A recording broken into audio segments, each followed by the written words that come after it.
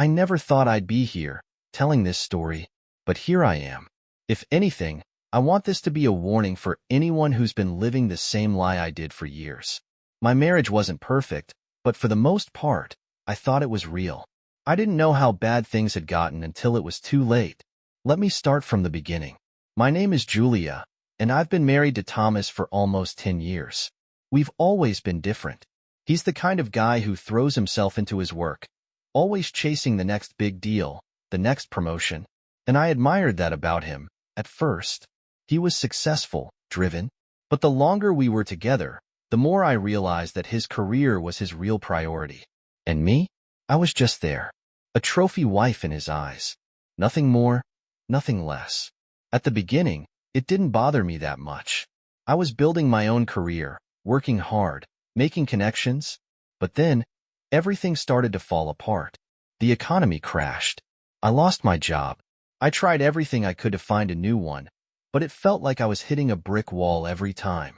And every time I came home, Thomas would just tell me it was a temporary setback, that I needed to focus on finding something new. But it didn't feel temporary. It felt like my world was shrinking, and he couldn't see it. Thomas was always busy, always on his phone, always meeting someone. He'd walk in, tired from a long day, maybe offer a quick kiss, but that was it. No interest in how I was feeling. No interest in what was happening with me. And I started to feel small, insignificant. I was trying so hard to be patient, to be understanding. But he wasn't noticing. He wasn't present in my life anymore. That's when Lucy, my best friend from college, started to notice the cracks. She'd come over, and I'd tell her about my frustrations. How Thomas didn't seem to care anymore. How I was drowning in anxiety, unsure of who I was without a job. She listened, but then she said something I never expected. You should talk to Eric. I didn't get it at first. Eric? He was someone Lucy knew from a business event a few years ago. A financial consultant who had helped her with some issues, someone who was good at his job. But she didn't just mention him for professional help. No, she suggested he might be someone who could help me, personally. I didn't know if I was ready for that, but desperation made me agree. I met Eric for the first time in his office. He was everything I didn't expect. Calm, collected, but genuinely warm. He was so different from Thomas. When we sat down to talk about my finances, it felt like he was actually listening to me. I hadn't felt truly heard in so long. I almost forgot what it felt like. He asked questions about my work situation, about my goals. And then he looked at me, really looked at me, and said, "You're smarter than you think. You just need to remember that." I wasn't used to compliments like that, especially not from a man. But there was something in the way he said it that made me believe him. As the weeks went by, I found myself spending more and more time at Eric's office. It wasn't just about finances anymore. It became about everything else. We talked about work, about my past, about everything. The longer I spent with him, the more my self-esteem grew.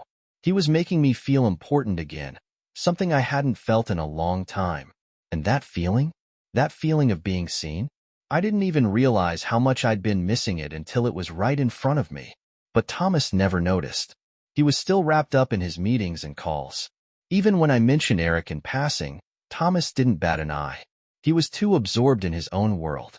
Meanwhile, Lucy, always the perceptive one, started to notice the subtle changes. She could tell there was more to my relationship with Eric than just professional help. One night, she pulled me aside. "Julia, be careful," she warned, her voice low. "I know you're struggling, but there's something off about this. You're spending way too much time with him, and you're starting to look at him like you want more than advice." I told her she was wrong, that it was just professional. But deep down, I knew she was right. I was drawn to Eric, not just for his help with my career, but for the way he made me feel about myself. And that's when I started to notice something I'd been ignoring for far too long. One evening, Eric invited me to a party his company was hosting. I knew it wasn't the type of event Thomas would be interested in, so I didn't even bother asking him to come with me. I told him about the invitation, but he just waved it off. "I've got a meeting," he said, barely looking up from his laptop. So, I went alone. And that night was the turning point. Eric was there, and the way he looked at me, he didn't see the tired, stressed out woman I was at home. He saw something different. He saw me. I can't even explain how it felt, but for the first time in years, I felt desired. Not in a physical sense. No, it was deeper than that. He respected me. He admired me. By the end of the night, I realized something important. I had been lying to myself for months, telling myself that nothing was wrong, that Thomas just didn't understand. But the truth was that I was looking for something that Thomas wasn't giving me. And Eric, for better or worse, was giving it to me. This wasn't the end. No, this was just the beginning. But I didn't know that yet. I didn't know that I was already falling for him. It's strange how quickly things can shift. One moment, you're just living your life, thinking everything is fine, or at least manageable. And the next, you're standing on the edge of something that feels like it could destroy everything you've built. I didn't see it coming.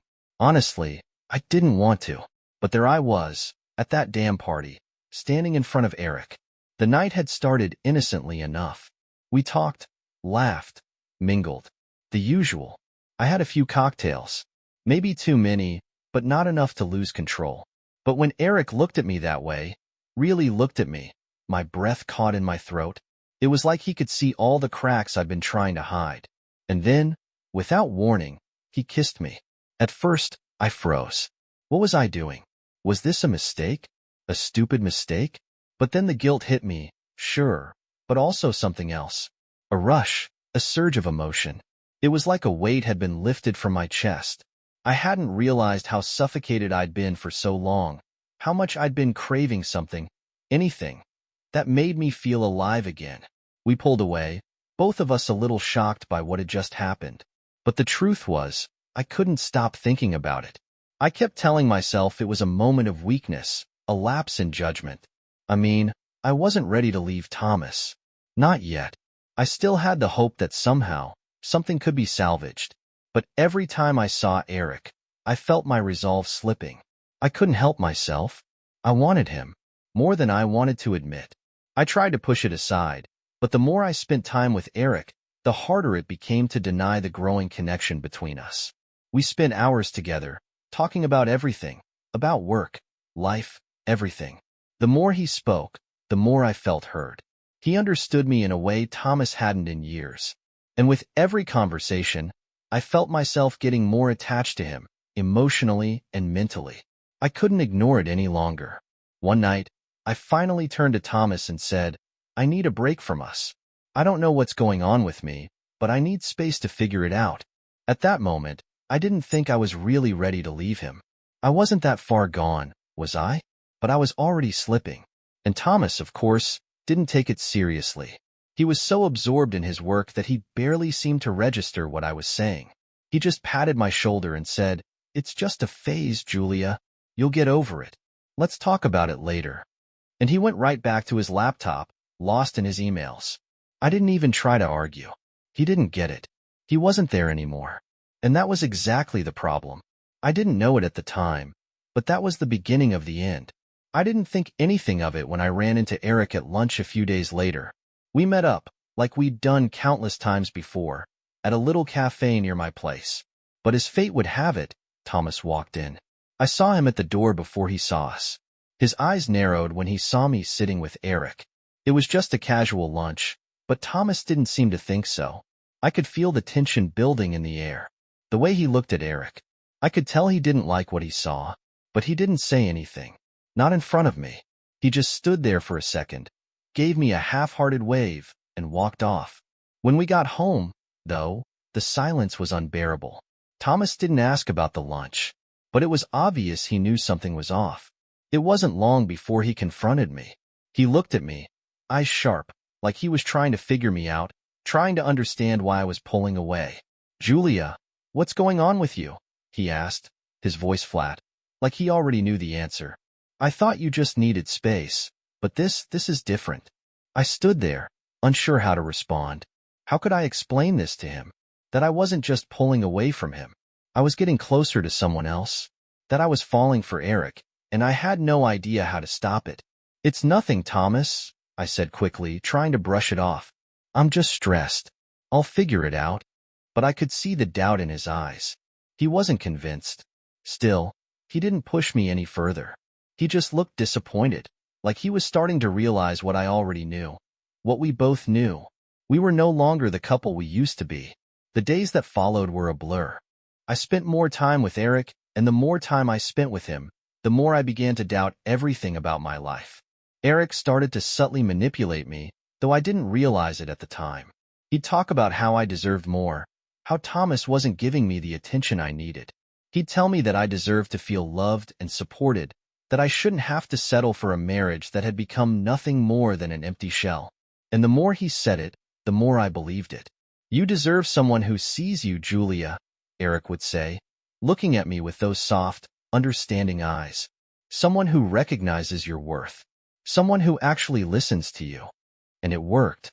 I started to believe him. I started to question if Thomas had ever really seen me at all, if he ever really cared about what I needed. Meanwhile, Thomas was oblivious. He was still trying to play the part of the supportive husband, but it was all a facade. I didn't need him to play the part anymore. I needed him to be there, to listen, to see me. And he didn't. One afternoon, while Thomas was busy with work, I ran into Jack, his colleague, at a coffee shop. He was always friendly with me, but today he seemed a little more concerned. He leaned in, looking at me with a knowing expression. "Is everything okay with you and Thomas?" he asked gently. "You two haven't been well. You haven't been the same lately. It's like something's off." I just smiled weakly. "We're fine. Just going through a rough patch." But even Jack could tell.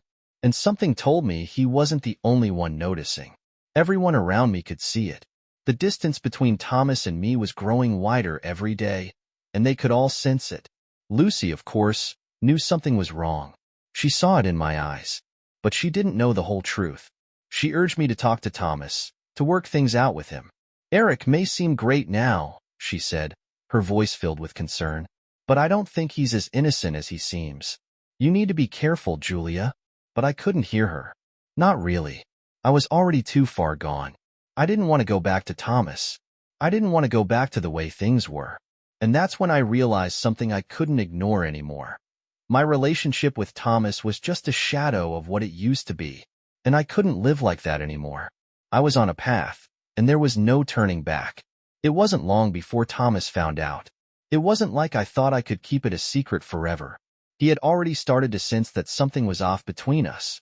And then, when I started to spend even more time with Eric, it was only a matter of time before he caught on. I hadn't expected it to unfold the way it did, but Thomas didn't react the way I thought he would. He didn't yell, didn't get angry, didn't storm out of the house. No, he just watched. When he finally confronted me, it was late one night. I was sitting on the couch, feeling restless, uncertain, when he walked in, his eyes piercing through me. He didn't say a word at first.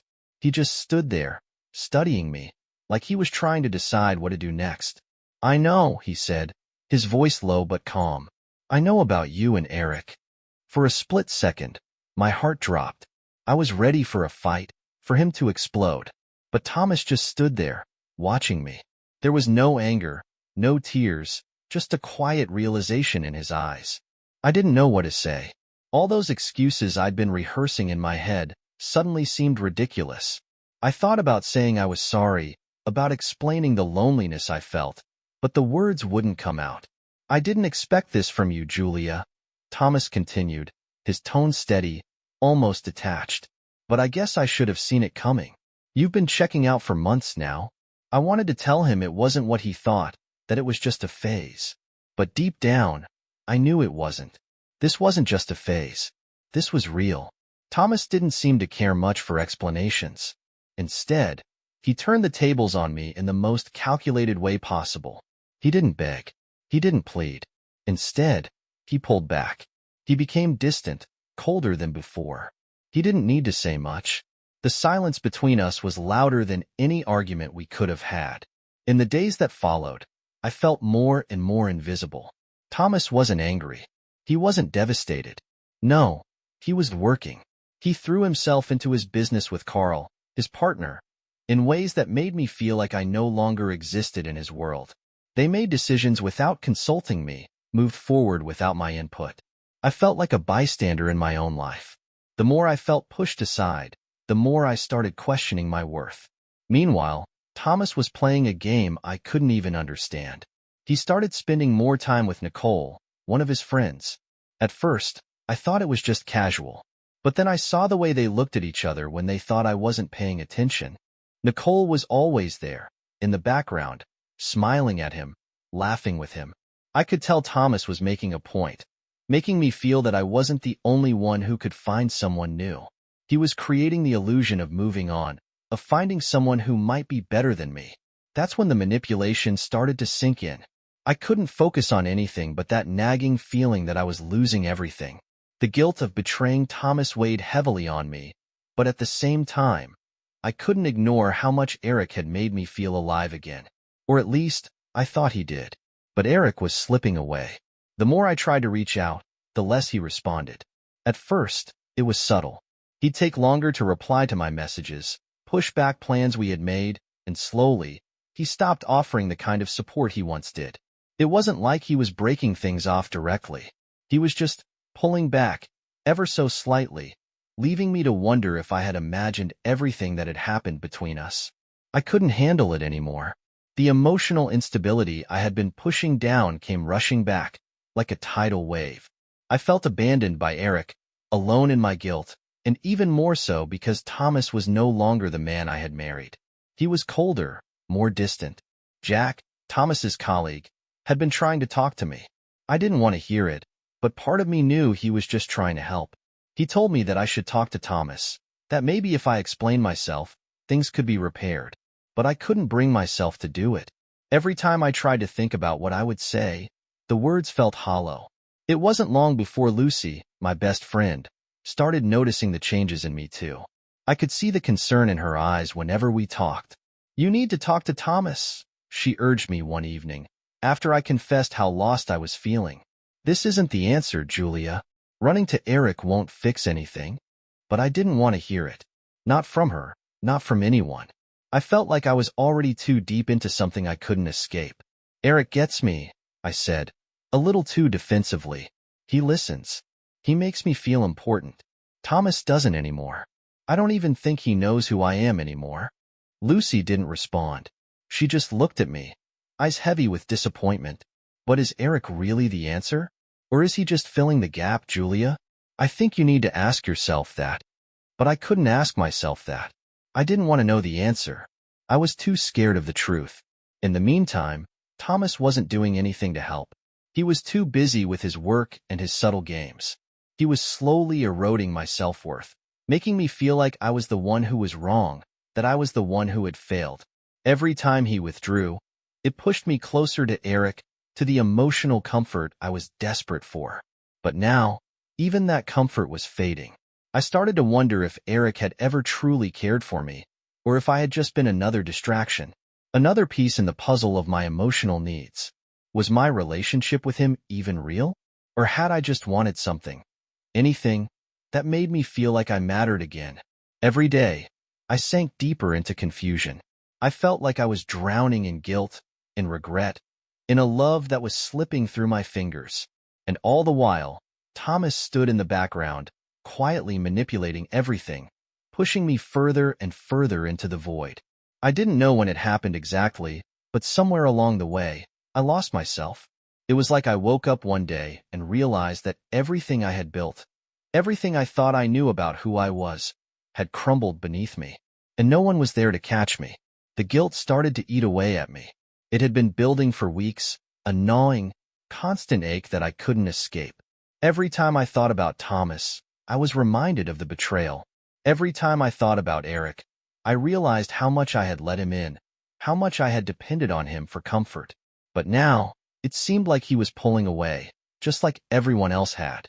I reached out to Eric more and more, desperate to find the reassurance I was craving, but each time, he became more distant. His responses were cold, distant. Gone were the comforting words that once soothed me. Now, he barely acknowledged me. When I confronted him one night, his words hit harder than I expected. "Julia, this was never meant to last," Eric said, his voice flat. "You were looking for someone to fill a void, and I was just a temporary fix. I don't want to do this anymore. It's over." I stood there, stunned. Over? Just like that? I hadn't expected him to just cut me off, but deep down, I knew he was right. He had only been a reflection of everything I was missing. And now, he was gone, leaving me empty again. I felt a wave of panic wash over me. I had invested so much of myself into Eric, into that brief, emotional connection, and now I was left with nothing. Absolutely nothing. But that wasn't the worst part. Thomas had long since stopped pretending. He wasn't even pretending to care anymore. His manipulation had worked, and now he was making me feel every bit of the weight of my choices. He pulled away further, each day pushing me closer to the edge. I could feel the chill in the air every time I looked at him. The silence between us was suffocating. He wasn't just emotionally distant. He was taking things further. He was actively shutting me out of his life. He didn't need to say anything. He didn't have to. He just did. He stopped asking about my day. He stopped trying to reassure me that things could be fixed. In fact, he seemed to be actively trying to show me that he no longer needed me. No more emotional support. No more financial support. Nothing. I remember the day he told me, flatly, without any emotion, "I'm not going to fix this anymore, Julia. You've made your choice. You're on your own." Those words cut deeper than anything Eric could have said. Thomas was making it clear that he wasn't going to be my safety net anymore. I was alone, and I didn't know how to cope with it. The days started to blur together. I couldn't tell if I was trying to hold on to something that was already lost, or if I was just trying to escape the reality of it all. I didn't know who I was anymore. I was drowning in regret, in loneliness, in a sense of failure I couldn't escape. One night, I tried talking to Eric again. I needed him, desperately. But when I called him, he didn't pick up. When I texted him, he took hours to respond. And when he finally did, it was nothing like before. It was curt, dismissive, almost cruel. "I told you, Julia, this was never going to be more than what it was. I'm done. You need to figure this out on your own." It hit me harder than I expected. I had used Eric to fill a void, and now that he was gone, I realized just how empty I really was. I had sacrificed everything, my marriage, my dignity, for someone who didn't even care enough to stick around. But Thomas wasn't the answer either. The more I looked at him, the more I realized just how far I had fallen. He didn't want me anymore. He didn't need me anymore. And maybe, deep down, I didn't want him either. Jack, Thomas's colleague, tried to talk to me. He was concerned. He could see the emotional toll this was taking on me, and though he didn't want to get involved, he told me I should speak to Thomas. He said maybe if I apologized, if I tried to fix things, we could still salvage something. But I couldn't. I was beyond that point now. Even if I wanted to fix things, I didn't know how. I didn't know if Thomas even cared anymore.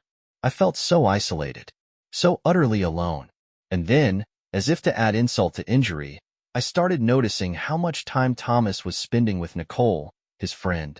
He would go out for drinks with her, talk to her like she was his confidant. They would laugh and talk about everything, and I would sit there, invisible. It wasn't like I could say anything. What could I say? I had pushed him away, and now he was doing the same to me. But Nicole, she didn't see it the way I did. She felt sorry for me, she told me. She felt sorry for the mess I had created. But what could I do? Nothing I did could fix it.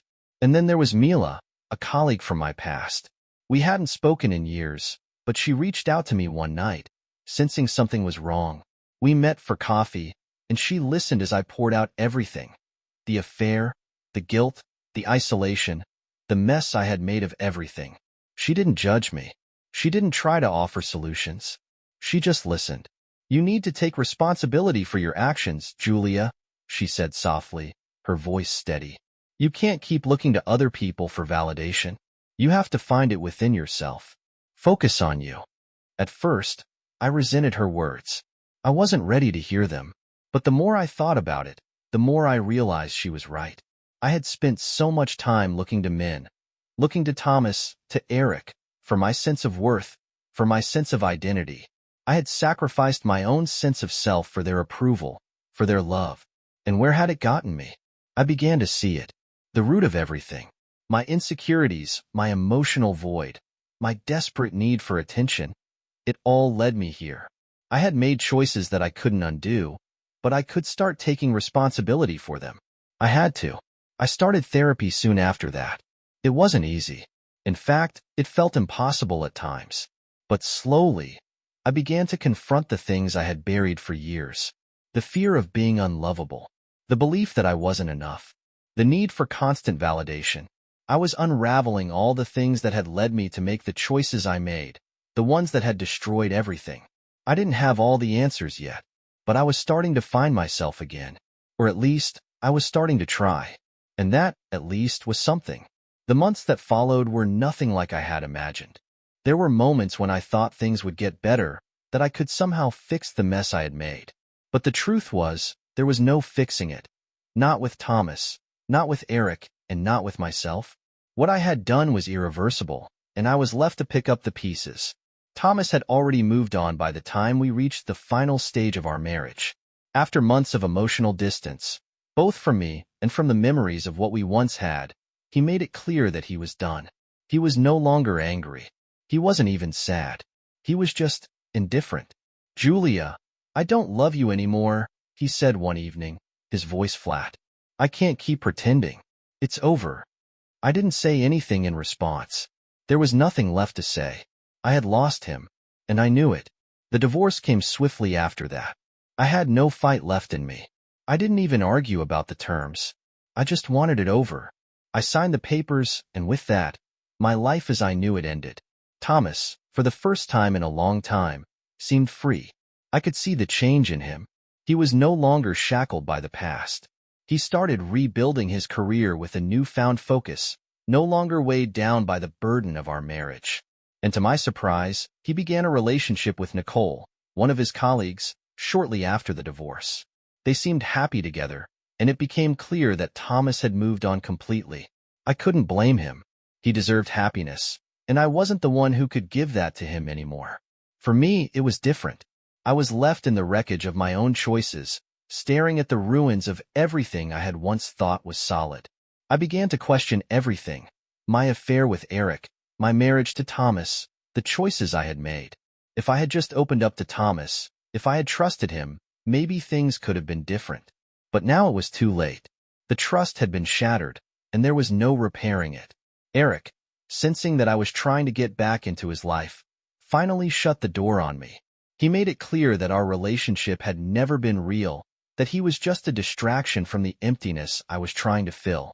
"You were never really in love with me," Eric told me, his voice cold. "You were just looking for someone to make you feel something, anything.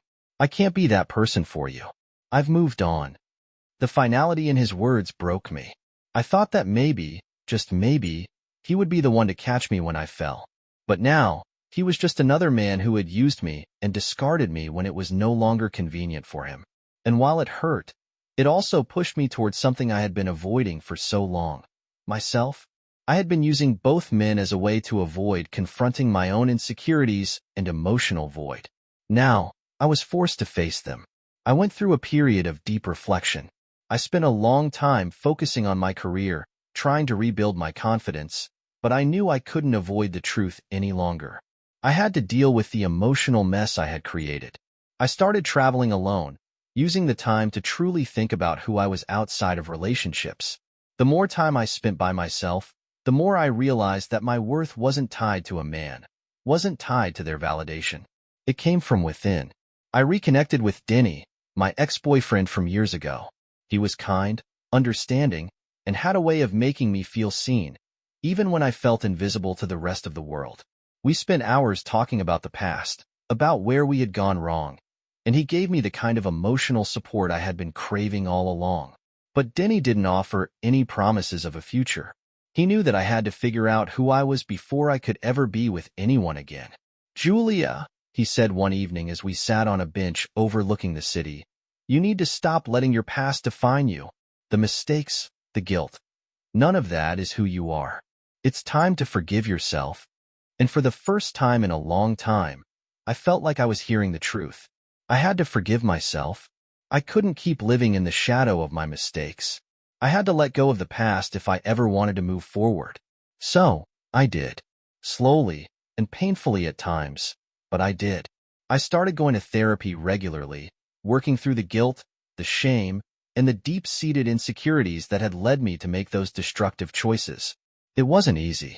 It was the hardest thing I've ever done, but I started to rebuild. 1 year later, I found myself in a new place. I had a new job, one I was passionate about. I had started a new chapter in my life. I wasn't perfect, and I wasn't healed completely, but I was on my way. I had learned that my happiness wasn't dependent on anyone else, not on Thomas, not on Eric, not even on Denny. It was up to me to find peace within myself.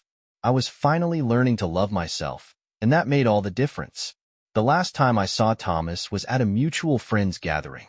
He was with Nicole, looking happy, and I was okay. I wasn't angry anymore. I wasn't sad. I had accepted that we had both moved on. I walked up to him, and for the first time in a long time, I didn't feel the weight of regret hanging over me. "Hey, Thomas," I said, offering a small smile. "I hope you're happy." He looked at me, surprised but not upset. "I am, Julia. I really am." And with that, I realized something important. I didn't need his approval anymore. I had learned to let go. The past no longer controlled me. I was free to create the life I deserved, a life that was independent of the mistakes I had made and the people I had hurt. As the years passed, I continued to grow. I focused on my career, built friendships, and most importantly, I learned to embrace the woman I had become. I no longer sought validation through a relationship. I had learned that the most important relationship was the one I had with myself. And one day, I found myself standing on the edge of a cliff, looking out at the horizon. It was a metaphor for the journey ahead of me, a journey I was finally ready to embrace. I had learned the painful lessons of betrayal and redemption. The scars from my past would always remain, but I had forgiven myself. And with that, I was free. Free to create the future I deserved, one that was all mine. The past was gone, and in its place, a new beginning was waiting.